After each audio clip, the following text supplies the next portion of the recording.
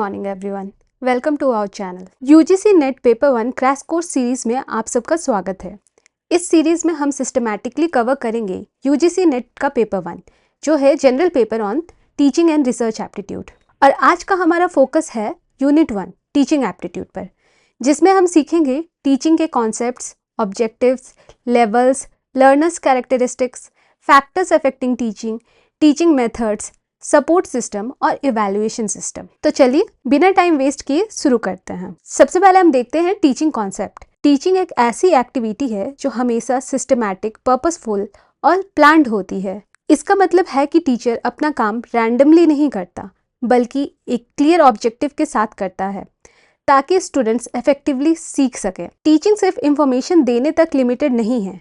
इसमें टीचर का रोल होता है स्टूडेंट्स को गाइड करना, उन्हें मोटिवेट करना और उन्हें एनेबल करना कि वो अपने नॉलेज को रियल लाइफ में अप्लाई कर सकें। तो टीचिंग का की आइडिया क्या है? टीचिंग एक इंटरैक्टिव प्रोसेस है जिसमें दोनों तरफ से इन्वॉल्वमेंट होती है। टीचर का इन्फ्लुएंस लर्नर पर पड़ता है और लर्नर का रिस्पॉन्स टीचर के अगले स्टेप को डिसाइड करता है। इसी वजह से टीचिंग एक डायनामिक और कंटिन्यूअस प्रोसेस बन जाता है। आपको एक इम्पॉर्टेंट डेफिनेशन याद रखनी चाहिए जो एलन गेज ने दी थी। उनके according teaching is a form of interpersonal influence aimed at changing the behaviour potential of another person. इसका सिंपल मतलब है कि टीचिंग एक ऐसी इंटरपर्सनल एक्टिविटी है जिसमें टीचर लर्नर के बिहेवियर और लर्निंग पोटेंशियल को इम्प्रूव करने की कोशिश करता है। अगर हम सिंपल शब्दों में समझें तो टीचिंग का असली मकसद होता है स्टूडेंट्स के सोचने, समझने और एक्ट करने के तरीके को बेहतर बनाना। अब हम कुछ इंपॉर्टेंट कीवर्ड समझते हैं जो टीचिंग के कॉन्सेप्ट से जुड़े हुए हैं। सबसे पहला कीवर्ड है सिस्टमैटिक। इसका मतलब है कि टीचिंग एक वेल ऑर्गेनाइज्ड प्रोसेस होती है। मतलब टीचर रैंडमली पढ़ाना शुरू नहीं करता, बल्कि एक सीक्वेंस और ऑर्डर फॉलो करता है जिससे लर्निंग स्मूथ हो जाए। दूसरा कीवर्ड है प्लान्ड। टीचिंग हमेशा ऑब्जेक्टिव्स और स्टेप्स के साथ होती है।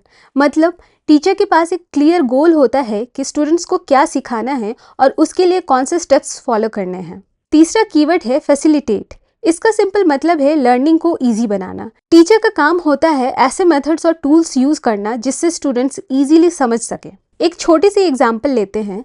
अगर बायोलॉजी क्लास में फोटोसिंथेसिस पढ़ाना हो तो टीचर सिर्फ टेक्स्ट बुक पढ़ा के नहीं छोड़ता, बल्कि डायग्राम्स, वीडियोस और लाइफ एक्सपेरिमेंट्स यूज करता है।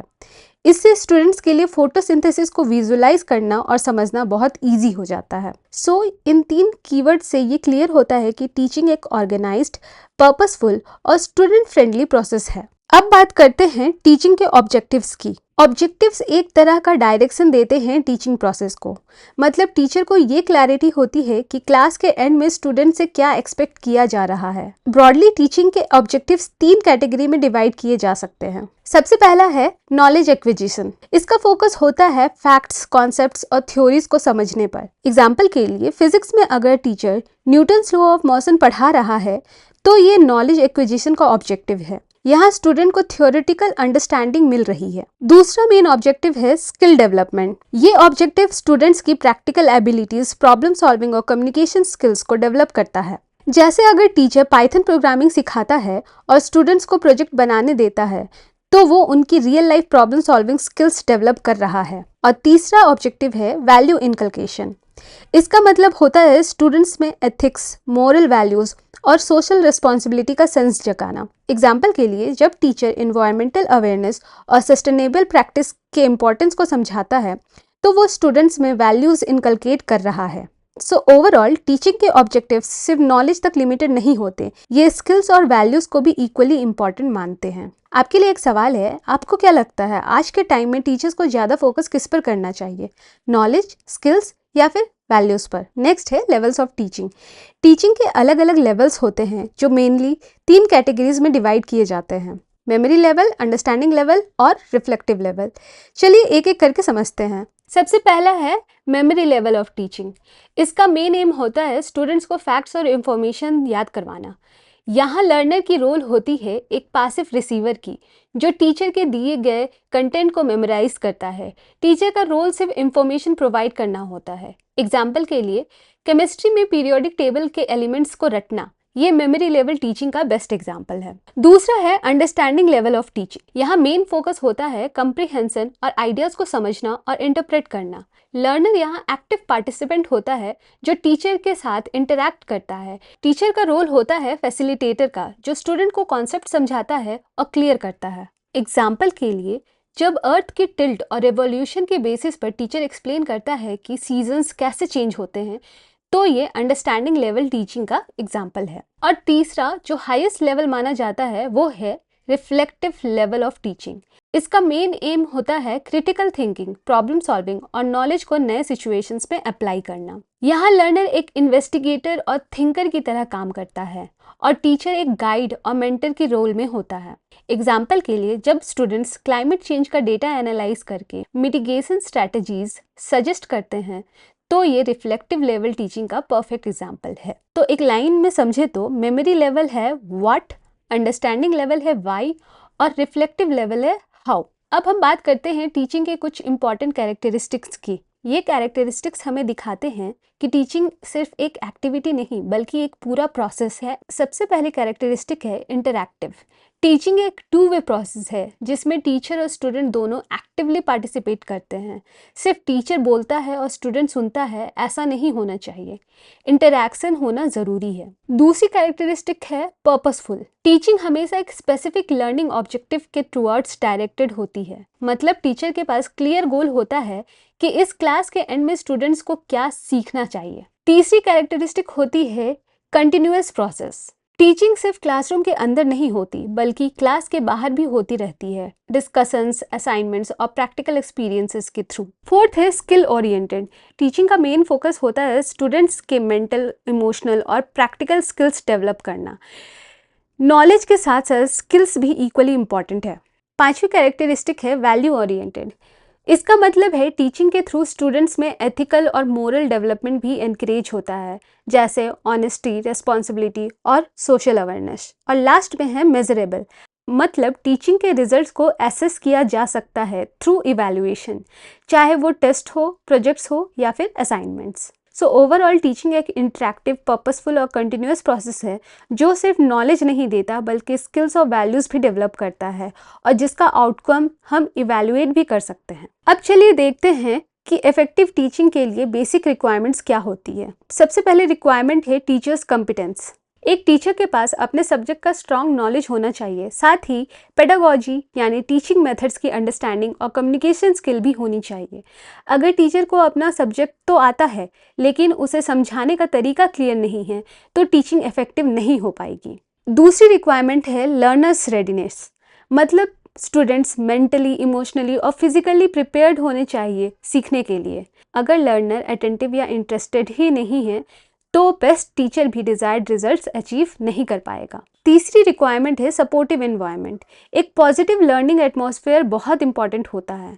अगर क्लासरूम में फ्रेंडली और इनकरेजिंग एनवायरनमेंट हो तो स्टूडेंट्स एक्टिवली पार्टिसिपेट करते हैं और अपने डाउट्स पूछने में कंफर्टेबल फील करते हैं। और लास्ट में आती है resources and aids. Effective teaching के लिए बुक्स, टेक्नोलॉजी और विजुअल्स जैसे रिसोर्सेज और टीचिंग एड्स का यूज़ करना ज़रूरी है, जैसे डायग्राम्स, पीपीटीज, वीडियोस या डिजिटल टूल्स। ये सब लर्निंग को इंगेजिंग और इजी बनाते हैं। एक इफेक्टिव टीचिंग के लिए टीचर की कंपिटेंसी, लर्नर की रेडीनेस, सपोर्टिव एनवायरनमेंट और प्रॉपर रिसोर्सेज सब इक्वली इंपॉर्टेंट होते हैं। अब चलिए समझते हैं कि लर्नर्स की कैरेक्टरिस्टिक्स क्या होती है। ब्रॉडली हम दो ग्रुप्स के लर्नर्स को देखते हैं, एडोलसेंट लर्नर्स और adult learners. First group adolescent learners, जो यूजुअली 13 से 19 साल के होते हैं।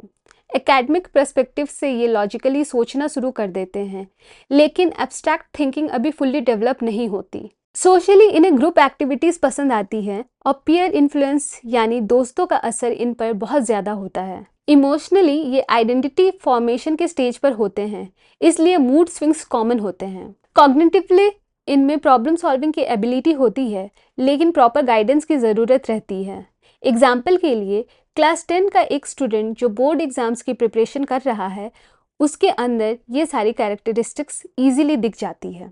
अब दूसरा ग्रुप है एडल्ट लर्नर्स, जो यूजुअली 20+ ईयर्स के होते हैं। एकेडमिकली ये एप्लीकेशन फोकस्ड और गोल ओरिएंटेड होते हैं, मतलब इन्हें नॉलेज का प्रैक्टिकल यूज समझना ज़्यादा इंपॉर्टेंट लगता है। सोशली ये अपनी एजुकेशन को वर्क और फैमिली रिस्पॉन्सिबिलिटीज़ के साथ बैलेंस करते हैं। Emotionally adult learners relatively stable और सेल्फ मोटिवेटेड होते हैं। कॉग्निटिवली इनका प्रायर नॉलेज और एक्सपीरियंस लर्निंग को स्ट्रांगली इन्फ्लुएंस करता है। एग्जाम्पल के लिए एक वर्किंग प्रोफेशनल जो ऑनलाइन बिजनेस कोर्स करता है, उसके लर्निंग स्टाइल और मोटिवेशन एडल्ट लर्नर के फीचर्स क्लियरली शो करते हैं। तो एडोलसेंट लर्नर्स और एडल्ट लर्नर्स दोनों की कैरेक्टरिस्टिक्स अलग होती है और इसी हिसाब से टीचर को अपना टीचिंग अप्रोच मॉडिफाई करना चाहिए। अब चलिए बात करते हैं टीचिंग सपोर्ट सिस्टम की, मतलब वो टूल्स और रिसोर्सेज जो टीचिंग को ज़्यादा इफेक्टिव बनाते हैं। सबसे पहले आता है ट्रेडिशनल सपोर्ट सिस्टम। इसमें आपको फेमिलियर चीज़ें मिलेंगी जैसे chalk board, printed text books और चार्ट्स। ये टूल्स सिंपल होते हैं लेकिन नॉलेज डिलीवरी के लिए हमेशा रिलायबल रहे हैं। फिर आते हैं मॉडर्न सपोर्ट सिस्टम्स। आज के क्लासरूम्स में स्मार्ट बोर्ड्स और मल्टीमीडिया प्रोजेक्टर्स यूज़ किए जाते हैं, जिससे टीचिंग इंटरेक्टिव और विजुअली एंगेजिंग हो जाती है। एक बोरिंग लेक्चर भी अगर इमेजेस और वीडियोस के साथ एक्सप्लेन किया जाए तो स्टूडेंट्स उसे ज़्यादा अच्छी तरह समझ लेते हैं। और अब सबसे एडवांस्ड कैटेगरी है ICT based support system. ICT का फुल फॉर्म होता है इंफॉर्मेशन एंड कम्युनिकेशन टेक्नोलॉजी। इसमें टेक्नोलॉजी का रोल सबसे ज़्यादा होता है। सबसे पॉपुलर है एलएमएस यानी कि लर्निंग मैनेजमेंट सिस्टम, जो एक सॉफ्टवेयर प्लेटफॉर्म है कोर्सेज को डिलीवर और ट्रैक करने के लिए। एग्जाम्पल के लिए मूडल या फिर गूगल क्लासरूम, जहां टीचर्स असाइनमेंट्स अपलोड करते हैं, क्विजेस कंडक्ट करते हैं और स्टूडेंट्स के प्रोग्रेस को मॉनिटर करते हैं। इसी के साथ आईसीटी टूल्स में वर्चुअल लैब्स भी आते हैं, जिसमें स्टूडेंट्स एक्सपेरिमेंट्स वर्चुअली परफॉर्म कर सकते हैं, और ऑनलाइन क्विजेस जो इंस्टेंट फीडबैक देते हैं। एक तरह से टीचिंग सपोर्ट सिस्टम एक इवोल्यूशन है, चॉकबोर्ड से लेकर स्मार्ट बोर्ड तक और फाइनली डिजिटल प्लेटफॉर्म्स और वर्चुअल टूल्स तक। ये जर्नी ट्रेडिशनल से आईसीटी बेस्ड मेथड्स तक टीचिंग को ट्रांसफॉर्म करती है। अब चलिए देखते हैं evaluation systems in higher education. Evaluation का मेन रोल होता है स्टूडेंट्स की लर्निंग आउटकम्स को मेजर करना, एसेस करना और उन्हें फीडबैक देना। सबसे पहले कुछ कीवर्ड्स समझ लेते हैं। मेजरमेंट का मतलब होता है लर्निंग को नंबर्स या स्कोर्स में रिप्रेजेंट करना, जैसे 80 आउट ऑफ 100 मार्क्स देना।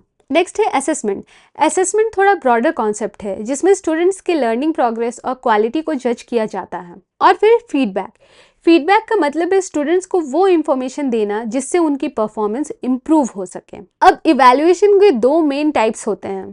पहला है फॉर्मेटिव इवैल्यूएशन, जो लर्निंग के दौरान होती है। ये कंटिन्यूअस और डायग्नोस्टिक होती है, ताकि टीचर समझ सके कि स्टूडेंट्स कहाँ तक समझ पा रहे हैं और कहाँ उन्हें हेल्प चाहिए। एग्जाम्पल के लिए वीकली क्विजेस, क्लास टेस्ट्स या असाइनमेंट्स। दूसरा है समेटिव इवैल्यूएशन, जो कोर्स के एंड में होता है और एक फाइनल जजमेंट देता है। एग्जाम्पल के लिए सेमेस्टर एग्जाम्स या फाइनल प्रोजेक्ट्स। हायर एजुकेशन में एक इम्पॉर्टेंट सिस्टम यूज होता है जिसका नाम है CBCS यानी कि चॉइस बेस्ड क्रेडिट सिस्टम।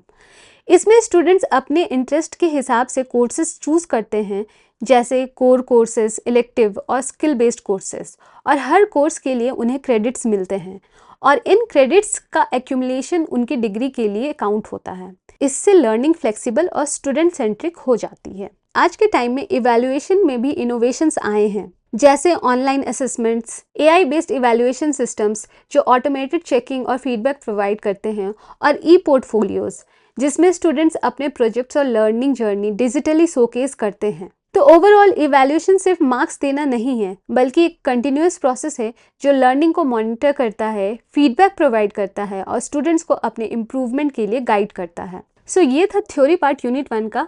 चलिए अब कुछ प्रैक्टिस क्वेश्चंस देखते हैं। पहला क्वेश्चन है, विच of the following is not a characteristic of teaching? क्या टीचिंग एक इंटरेक्टिव प्रोसेस है, कंटिन्यूअस प्रोसेस है, इंस्टिंक्टिव प्रोसेस है या प्लान्ड एक्टिविटी है? थोड़ा सोचिए, आपके हिसाब से सही आंसर क्या होगा? इसका सही आंसर है ऑप्शन सी, टीचिंग एक इंस्टिंक्टिव प्रोसेस नहीं होता है। इंस्टिंक्टिव प्रोसेस का मतलब होता है कोई भी एक्शन जो नेचुरली बिना प्लानिंग के हो जाता है, जैसे रिफ्लेक्स एक्शंस। लेकिन टीचिंग ऐसी एक्टिविटी नहीं है। टीचिंग हमेशा प्लान्ड, सिस्टमैटिक और पर्पसफुल होती है, इसलिए इसे इंस्टिंक्टिव प्रोसेस नहीं कहा जा सकता। सेकेंड क्वेश्चन है, विच of the following represents the highest level of teaching? इसमें से कौन सा हाईएस्ट लेवल ऑफ टीचिंग है? आपके ऑप्शंस है reflective level, memory level, understanding level और D none of the above. आप बताइए सही आंसर क्या होगा। तो इसका सही आंसर है option A, reflective level. Memory level का फोकस होता है फैक्ट्स और इंफॉर्मेशन को रिकॉल करना, जैसे कि पीरियोडिक टेबल या डेट्स याद करना। अंडरस्टैंडिंग लेवल थोड़ा हायर है, जिसमें लर्नर आइडियाज को इंटरप्रेट और एक्सप्लेन करता है, जैसे अर्थ की रिवोल्यूशन समझना और सीजन्स के साथ कनेक्ट करना। और सबसे हाईएस्ट लेवल है रिफ्लेक्टिव लेवल, जिसमें लर्नर क्रिटिकल थिंकिंग करता है, प्रॉब्लम सॉल्विंग करता है और नॉलेज को नए सिचुएशंस में क्रिएटिवली अप्लाई करता है। आप इसे ब्लूम्स टेक्सोनॉमी के हायर ऑर्डर थिंकिंग स्किल्स से रिलेट कर सकते हैं, जिसमें एनालिसिस, इवैल्यूएशन और क्रिएशन इंक्लूड होता है। तो सिंपल याद करने का तरीका है, मेमोरी का मतलब है याद करना, अंडरस्टैंडिंग का मतलब है समझना और रिफ्लेक्टिव का मतलब है सोचना या फिर अप्लाई करना। थर्ड क्वेश्चन है, identify the correct sequence of levels of teaching. In given options में से current sequence of level of teaching क्या है? ये हमने अभी लास्ट क्वेश्चन में ही डिस्कस किया है। इसका करेक्ट आंसर क्या है? ऑप्शन सी, मेमोरी, फिर अंडरस्टैंडिंग, फिर reflective. Teaching generally step by step progress करती है। सबसे पहले लर्नर फैक्ट्स और बेसिक इंफॉर्मेशन याद करता है, जो मेमोरी लेवल है। फिर आता है अंडरस्टैंडिंग लेवल, जहाँ लर्नर कॉन्सेप्ट्स को समझता है, इंटरप्रेट करता है और एक्सप्लेन कर पाता है। और लास्ट में सबसे एडवांस लेवल होता है रिफ्लेक्टिव लेवल, जहाँ लर्नर क्रिटिकल थिंकिंग करता है, प्रॉब्लम सॉल्व करता है और नए सिचुएशंस में नॉलेज को अप्लाई करता है। इसका सीक्वेंस याद रखने के लिए एक ईजी हैक है MUR, मेमोरी, अंडरस्टैंडिंग और फिर रिफ्लेक्टिव। ये एक नेचुरल लर्निंग प्रोसेस है जो टीचिंग के ऑब्जेक्टिव्स को सिस्टमैटिकली अचीव करने में हेल्प करता है। फोर्थ क्वेश्चन है, मूक्स स्टैंड फॉर। मूक्स का फुल फॉर्म क्या होता है? इसका सही आंसर है option A, massive open online courses. MOOCs एक ऐसी ऑनलाइन कोर्सेज होती है जो फ्री या लो कॉस्ट होती है और एक ही टाइम पे बहुत large number of learners access कर सकते हैं। इसमें generally video lectures, assignments, discussion forums और क्विजेस प्रोवाइड किए जाते हैं। कुछ फेमस एग्जाम्पल्स है कोर्सेरा, एडेक्स और इंडिया का अपना स्वयं पोर्टल। ये सब लर्नर्स को फ्लेक्सिबिलिटी देते हैं कि वो अपने स्पेस पर और कहीं से भी सीख सकें। इसलिए मूक्स को हायर एजुकेशन में एक रिवॉल्यूशनरी स्टेप माना जाता है, क्योंकि ये एक्सेस, अफोर्डेबिलिटी और फ्लेक्सिबिलिटी तीनों को सपोर्ट करता है। फिफ्थ क्वेश्चन है, formative evaluation is. Formative evaluation क्या होता है? एंड ऑफ द कोर्स में किया जाता है, during the teaching learning process किया जाता है, एक्सटर्नल एग्जामिनर के द्वारा किया जाता है, या फिर फॉर्मल एजुकेशन का पार्ट ही नहीं है? थोड़ा सोचिए इसका आंसर क्या होगा। फॉर्मेटिव इवैल्यूएशन का कीवर्ड ही आपको हिंट दे देता है। फॉर्मेटिव मतलब कुछ जो अभी फॉर्म हो रहा है, डेवलप हो रहा है। सो इसका करेक्ट आंसर है option B, done during the teaching learning process. Formative evaluation एक कंटिन्यूअस असेसमेंट होती है जो लर्निंग के बीच में होती है, ताकि टीचर्स और स्टूडेंट्स दोनों को तुरंत फीडबैक मिल सके, जैसे weekly quizzes, class participation marks, feedback sessions, छोटे छोटे असाइनमेंट्स। ये सब स्टूडेंट्स को तुरंत बताते हैं कि उनकी स्ट्रेंथ्स क्या है और वीकनेसेस कहाँ हैं, और टीचर भी अपना टीचिंग स्टाइल अकॉर्डिंगली एडजस्ट कर सकते हैं। इसके ऑपोजिट होता है समेटिव इवैल्यूएशन, जो एंड में होती है, जैसे semester examinations. So next question है, which is the primary purpose of summative evaluation? So formative evaluation अभी हमने देखा था, जो होता है इम्प्रूवमेंट के लिए बीच बीच में, लेकिन समेटिव इवैल्यूएशन हमेशा एंड में होता है, ताकि एक फाइनल जजमेंट दी जा सके कि स्टूडेंट ने कितना अचीव किया है। सो इसका करेक्ट आंसर क्या होगा? Option B, certifying the learner's achievement. Summative evaluation के एग्जाम्पल्स है final exams, end semester projects, competitive exams, जैसे कि यूजीसी नेट खुद एक समेटिव इवैल्यूएशन है, यानी इस स्टेज पर सर्टिफिकेट, डिग्री या क्वालिफिकेशन डिसाइड होता है। सोचने वाली बात यह है कि फॉर्मेटिव और सबमिटिव दोनों ज़रूरी होते हैं, एक लर्निंग के लिए और एक सर्टिफिकेशन के लिए। क्वेश्चन नंबर 7, स्वयं इज रिलेटेड टू। स्वयं किस चीज़ से रिलेटेड है? थोड़ा ध्यान से देखिए, कीवर्ड है स्वयं। इसका फुल फॉर्म क्या होता है? Study webs of active learning for young aspiring minds. ये एक इनिशिएटिव है गवर्नमेंट ऑफ इंडिया का, जिसे मिनिस्ट्री ऑफ एजुकेशन, जो पहले MHRD था, ने लॉन्च किया था। इसका पर्पस है फ्री और क्वालिटी एजुकेशन पहुंचाना हर स्टूडेंट तक, चाहे वो स्कूल लेवल हो या फिर पोस्ट ग्रेजुएशन। इसके थ्रू आपको मिलते हैं मूक्स, यानी कि massive open online courses, Indian universities और IITs से, यानी आप घर बैठे वीडियो लेक्चर्स, क्विजेज और सर्टिफिकेट्स ले सकते हो। तो इसका सही जवाब क्या है? Option B government of India's MOOC platform. अब आप बताइए, अगर आपको एक फ्री ऑनलाइन कोर्स करने मिले तो आप किस सब्जेक्ट में करना पसंद करेंगे? कमेंट में ज़रूर लिखिए, हो सकता है हम नेक्स्ट यूट्यूब कोर्स उसी सब्जेक्ट पर बनाएं। Question number 8, which of the following best describes the CBCS? CBCS क्या होता है? CBCS का फुल फॉर्म याद रखिए। CBCS का फुल फॉर्म होता है choice based credit system. Clearly इसका सही आंसर है option B, a system allowing choice of courses in higher education. इस सिस्टम का मेन आइडिया यह है कि स्टूडेंट्स को अपने इंटरेस्ट के हिसाब से कोर्सेज चूज करने की फ्रीडम मिले। यानी आपके पास होते हैं कोर कोर्सेज जो कंपलसरी हैं, इलेक्टिव कोर्सेज जो ऑप्शनल है, और स्किल बेस्ड कोर्सेज जो आपकी प्रैक्टिकल स्किल्स एनहांस करते हैं। हर कोर्स कंप्लीट करने पर आपको क्रेडिट्स मिलते हैं और ये क्रेडिट्स एक्यूमुलेट होके आपके फाइनल डिग्री के लिए काउंट होते हैं। क्वेश्चन नंबर 9 है, in the communication process of teaching feedback means option A the teacher repeats the lecture, option B the learners responds to the teacher's message, option C only written test, and D giving homework to students। अब teaching को एक communication process के रूप में सोचो। Teacher एक sender है जो मैसेज भेजता है। यहाँ पर मैसेज का मतलब है नॉलेज, कॉन्सेप्ट्स या इंफॉर्मेशन। स्टूडेंट होता है रिसीवर। लेकिन कम्युनिकेशन तभी कंप्लीट होता है जब रिसीवर वापस सेंडर को रिस्पॉन्ड दे। यही होता है फीडबैक। सो टीचिंग में फीडबैक हो सकता है इनमें से कोई एक, स्टूडेंट्स का डाउट पूछना, क्लास में आंसर देना, या फिर टेस्ट या असाइनमेंट के थ्रू अपना अंडरस्टैंडिंग दिखाना। सो इस क्वेश्चन का करेक्ट आंसर क्या होगा? इसका करेक्ट आंसर होगा option B, learners response to the teachers message. Next question और last question, question number 10, which of the following is not a method of learner centred teaching? तो सबसे पहले याद रखो, लर्नर सेंटर्ड टीचिंग का मतलब होता है लर्नर एक्टिवली पार्टिसिपेट करे, अपने आइडियाज शेयर करे, प्रॉब्लम सॉल्व करे और लर्निंग प्रोसेस का एक हिस्सा बने। तो अब ऑप्शंस देखते हैं। पहला है डिस्कशन मेथड। डिस्कशन मेथड में स्टूडेंट्स एक्टिवली अपने थॉट्स रखते हैं। सो ये एक लर्नर सेंटर्ड मेथड है।